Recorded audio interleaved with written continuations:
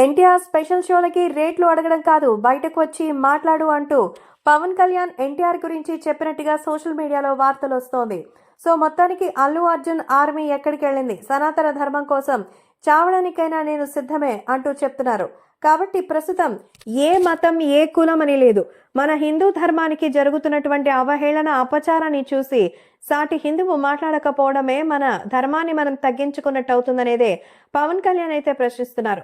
అందరి హీరోలను కలిపి సినిమా హీరోలకి మనకు ఫేమ్ ఉంది కాబట్టి చెప్తున్నా, మీరేం చెప్పినా అది చాలా ఫాస్ట్ గా అందరిలోకి వెళ్తుంది. కాబట్టి మీరు సనాతన ధర్మం గురించి నాతో కలిసి పోరాడాలి అనుకుంటే మరి రండి, లేదంటే సైలెంట్ గా ఉండిపోండి. అంతేకాని వీటి గురించి మరి జోకులు వేయడమో కాంట్రవర్సీగా చేయడమో చూస్తే మాత్రం పరిణామాలు అసలు ఎక్కడికో వెళ్ళిపోతాయని దయచేసి ఈ విషయాన్ని గమనించాలి.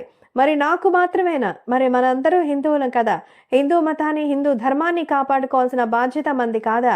మరి నాకు వస్తున్నటువంటి కోపం ఆవేశం మీకందరికీ ఎందుకు రావడం లేదు? మనకు జరుగుతున్నటువంటి ఈ మరి సనాతన ధర్మానికి సంబంధించిన విషయంలో పరిరక్షించుకోవాల్సిన అవసరం మనకుంది కదా. కాబట్టి ఖచ్చితంగా రండి. ఏ మతాన్ని తక్కువ చేయాల్సిన ఉద్దేశం అయితే నాకు లేదు.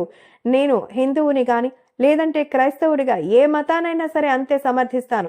ప్రస్తుతం ఈ హిందూ ధర్మానికి జరుగుతున్న అన్యాయాన్ని తప్పు అని చెప్తున్నాను. కాబట్టి నాతో పాటు తప్పని చెప్పడమే కాదు, దాన్ని పునరుద్ధరించుకోవడానికి చేయాల్సిన కార్యక్రమాలు కూడా చేయాలి అంటూ పవన్ కళ్యాణ్